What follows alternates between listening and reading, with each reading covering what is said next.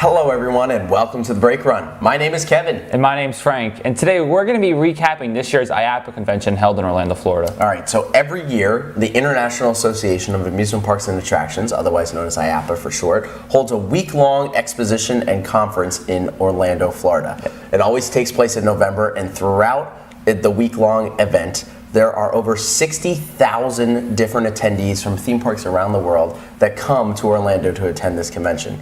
At the convention, there's tons of educational seminars for future leaders and current leaders in the theme park and attraction industry, as well as all of the different ride manufacturers, food suppliers, uniform suppliers from all over the amusement industry come and showcase the latest and greatest of what they have to offer. It's definitely a super exciting event. There's tons of learning and tons of excitement coming out of the week-long event each and every year. It's great because it basically showcases the best in the industry and what the new the industry has to offer. One of the biggest highlights from the expo is that Skyline Attractions announced its Skywarp. Yeah, it's definitely a unique concept. It's something that we really haven't seen before. We have seen the Larson Loop before, but I think it takes the Larson Loop to a whole nother level. The Larson Loops are those ring of fires that you see at a carnival, and that's kind of Six Flags. Yeah, it's typical in many amusement parks throughout the world. But I think when a park will invest in this Skywarp attraction, it's taking that basic attraction and taking it to the next level. It'll also increase capacity because the Larson Loop has one train that goes around the loop. This will have two that will go around the loop.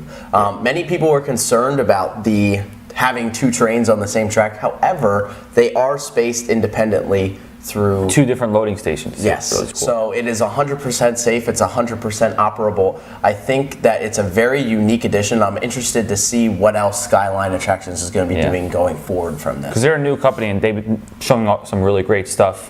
So I think that a lot of suppliers are going to buy them because it's a cool new concept. Now we're going to probably see more parks, maybe Cedar Fair will invest in them because Six Flags, the Larson Loops, but I don't think we're going to be seeing them at like the big resort parks, more or less like the smaller regional parks. Right, I completely agree, and I think, parks that did invest in the Larson Loop are kind of looking at this and kind of being like, we should have waited a little bit. Yes, yeah, exactly. Absolutely.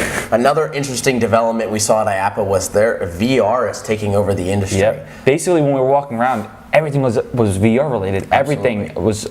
I couldn't believe it how, just opposed to last year, it was just a few different VR concepts, but now it's everywhere, everything. Right, absolutely, and there's definitely a lot more parks looking into adding the VR. Six Flags was definitely a pioneer in adding VR on their coasters. I was opposed to it at first, I really was, but it's proven to be very successful for the industry. It's a low-cost way to engage your guests in an immersive story in the immersive theming. And now we're seeing tons of other simulators and companies looking to add VR to their own attractions. And also a new attraction concept was a new Mack ride spinning coaster. So this would be a launch coaster, which kind of reminded me of the premier Skyrocket 2 model, like that we saw at like Lake Compounds and stuff. But this is gonna have flips, and you're gonna be spinning around. It basically takes like the spinning family coaster, just makes it into an extreme thrill ride. So what do we think about this? I think it's absolutely very interesting. I personally love Mack rides. I think what they're doing is very pioneering within the industry. I think they're lighting the fire underneath development in this industry, and I think that this model is something it really is something you've never seen before. A looping, spinning coaster that launches. It's going to be some insane G-force feeling. Absolutely. And the thing that I thought was the most interesting about it is that the launch has an airtime hill in it.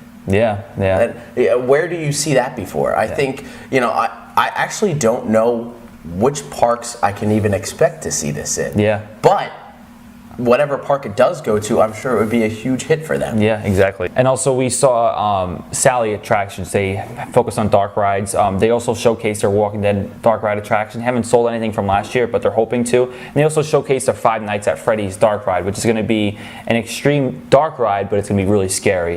Just based on what they saw at the booth, it's going to be some impressive stuff. So hopefully we'll see some in the next few years being added to the parks. Right. And Sally is very, very key in dark riding, especially interactive dark rides. They did a lot of work with Six Flags' Justice League Battle for Metropolis rides. So every time they release a new concept, it's always mind-blowing to see what they can do. Yeah. Another few things that we saw released were a bunch of new trains on display. So we saw the trains for invadR at Busch Gardens, Williamsburg, which looks fantastic. Yes. Those are beautiful trains, Millennium Absolutely. Flyer trains. But then also we saw the Jet Rescue coaster from Intamin. Those trains are on display, which we were thought they're gonna be like, you were sitting like this, like a motorbike coaster, but you're actually sitting down, but you're more. So it's really interesting. I think the trains look really good. They're really comfortable sitting. I think they're gonna be really Absolutely. good trains. And another key thing to note there is that Jet Rescue at SeaWorld San Antonio, that's the first Intamin coaster coming into the U.S. since Skyrush opened in 2012. It's been a while, and I'm glad to see that they're finally getting back. Absolutely. And we also saw the Ocean Explorer submarine voyage, which is going to SeaWorld San Diego. A little model was displayed by Chance Rides, which looks really cool. It's going to be a really good family ride. We have more videos discussing all like the SeaWorld stuff. But another great thing about IAAPA is the education seminars. Absolutely, yeah. You know, both of us went to IAAPA and we got to attend various educational seminars throughout the week. And the amount of knowledge that you can receive from these seminars, where you have you have industry leaders coming and speaking and sharing their perspective of what they're doing in their parks to pioneer and, you know, become successful within the theme park industry. Yeah. And the fact that you know, everyone in this industry works together and they like to share their knowledge, they like to share best practices. Even competitors, it's just everyone's in it for each other. Everyone's in it for their own growth of the industry, because everyone really cares about the industry at IAAPA, which is because the industry is so, you have to work together in order to succeed. Yeah, absolutely. If one park, something bad happens at one park, all the parks are going to face it, no matter what chain you're in. So it's important for park operators to continue conversing and communicating with each other in order to share their best practices. And I think that's one of my favorite parts about being in the theme park and attraction industry as a whole. So what are some of the educational seminars you went to this year? Well, I attended a couple of the human resources sessions because in the theme park industry, not only is immersive theming a successful trend, but treating your employees the way you want your guests to be treated is also up and coming. So I attended a lot of that and learning about that concept. Not only that, I looked at a couple sales seminars and a couple different ticket options, as well as a couple managing social media. And one that I went to was how to become a manager. So if you're a frontline employee, how to successfully go from a frontline employee to a supervisor to a manager, which is really interesting, especially for future leaders in the industry. And besides all the amazing like educational seminars, networking and stuff, it's so much fun just to go there each year. Absolutely. There's so much like free food and you get to test out all of these different prototypes for rides. And you make tons of friends while you're there. And they're friendships that you keep for a long time. Absolutely. So the experiences that you get from IAAPA are truly unparalleled to anything else. So even if you are, you know, you want to get into this industry, or you're not sure if you want to get into this industry, definitely I recommend going to IAAPA and doing everything you can to get Absolutely. Into there. It's definitely 100% worth it. Worth every penny. So let us know what you guys think. Did any of you guys attend IAAPA? What did you think about it? Are you hoping to attend IAAPA in the next coming years? You definitely should. Let us know in the comments below. As always, thank you so much for watching our videos. Please click thumbs up, like us on Facebook, and subscribe to us on YouTube for more upcoming theme park videos. Thank you so much for making us a part of your day. See you next week. Bye.